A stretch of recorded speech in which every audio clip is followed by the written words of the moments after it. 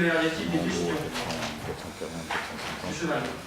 C'est pas des... Bonsoir à tous. C'est pas des questions, en fait, c'est des compléments d'information sur les décisions, sur la décision 237 et 239. S'il vous plaît. Alors 239 et 239. Est-ce qu'on peut augmenter le son du... Oui, alors...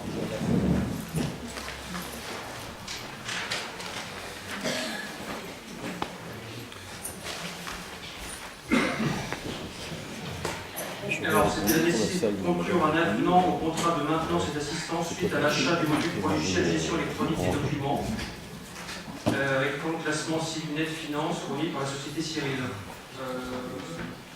Eric, tu vois un peu de ce qu'on parle pour le logiciel?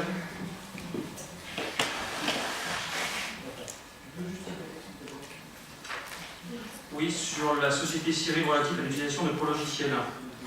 Le logiciel qui sert le service finance. Monsieur Val, la question c'était quel était le logiciel? Voilà, l'utilisation. C'est pour la dématérialisation au service finance. En fait, dans le cadre du guichet unique et dans le cadre de la reprise des systèmes d'information, il y a certains logiciels qu'on se doit de remplacer parce qu'ils sont trop vieux et obsolètes, ou parce que certains logiciels sont interconnectés les uns aux autres et que ça nous permet comme ça de faire des passerelles entre les logiciels. Voilà, donc c'était une nécessité du guichet unique. Et le cheval ensuite, c'est la décision numéro 239. 239. Fourniture de panneaux de signalisation, c'est pour le code de la route et toute la signalisation routière. Voilà. Comment? Plus précisément, quand vous dites pour le code de la route, ça veut dire quoi? On est en place? Ah bah oui, c'est un marché que nous avons avec une société qui nous fournit en panneaux de limitation de vitesse, pour les panneaux de travaux, pour sens interdit, tout à fait, voilà, comme ça c'est pour les collectivités. C'est une fourniture de panneaux. C'est le cas qui m'étonnait, c'est une enveloppe comme c'est énorme. C'est une enveloppe maximum. C'est pas pour ça que ça va être utilisé.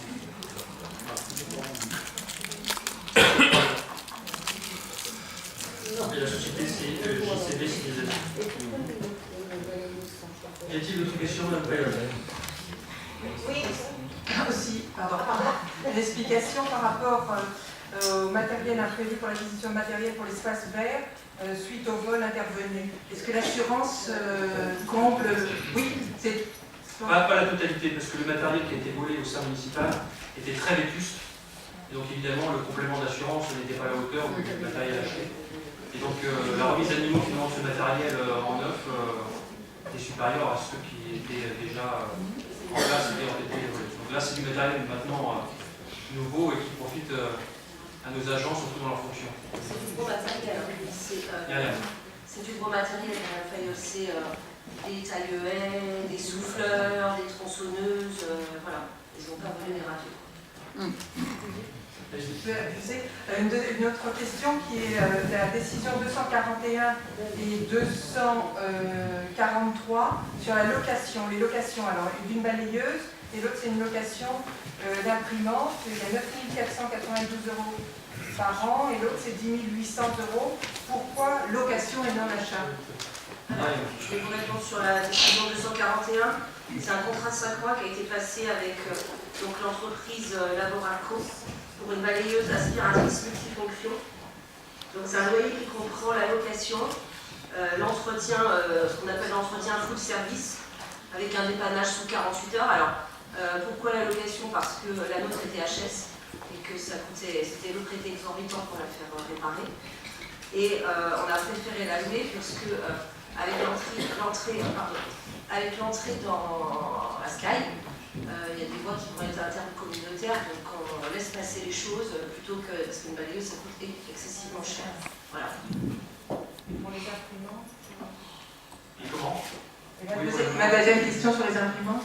Échec issu du dossier, tu fais tes réponses sur ce sujet. Oui, Eric, vas-y.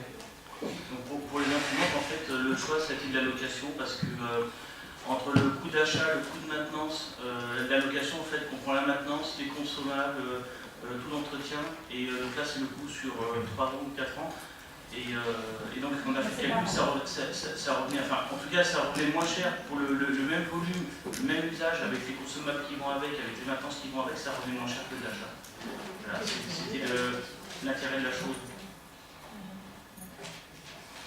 Et une dernière petite question que j'ai étudiée, c'est par rapport à la convention de prise en charge financière dans le cadre du contrat d'apprentissage.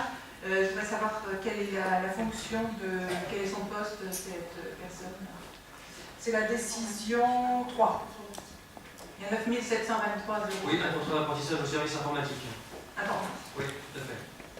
Les moyens de mettre en œuvre en investissement à la fonction, nous avions besoin de renfort, et c'est surtout dans la politique que nous souhaitons mettre avec Laurent Mondial sur favoriser aussi l'apprentissage au sein de la collectivité et également dans la politique que nous avons avec les stagiaires.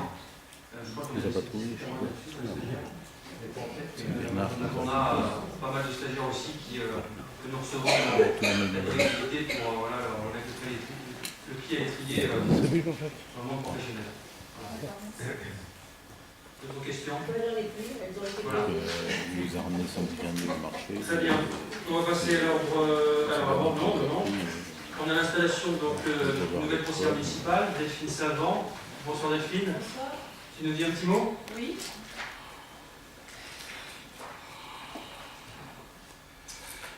Mesdames et messieurs, chers amis, je suis très heureuse d'être ce soir parmi vous. Mon installation dans notre conseil municipal vient traduire concrètement mon engagement lors des dernières élections au sein de la liste L'alternance pour l'Europe produite par Grégory Garesti. Monsieur le maire, je suis très fière de pouvoir rejoindre cette assemblée et de me mettre au service des Méropasiens. Je suis sûre que mon expérience personnelle et le regard que je pose sur notre ville participeront à faire avancer nos projets pour le bien-être des habitants. Je vous remercie pour votre accueil. Merci Delphine, bienvenue.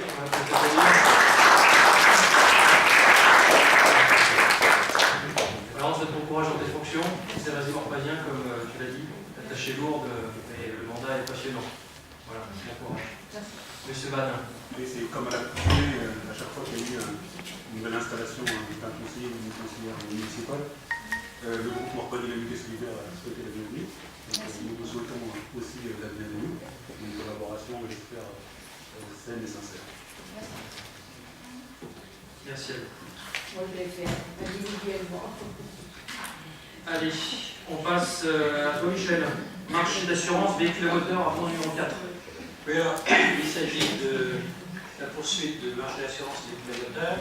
Donc, comme chaque année, Compagnie d'assurance, la SMAC a adressé à la collectivité un avenant au titre de la cotisation qui s'élève à 38 208,74 € au titre de l'année 2016.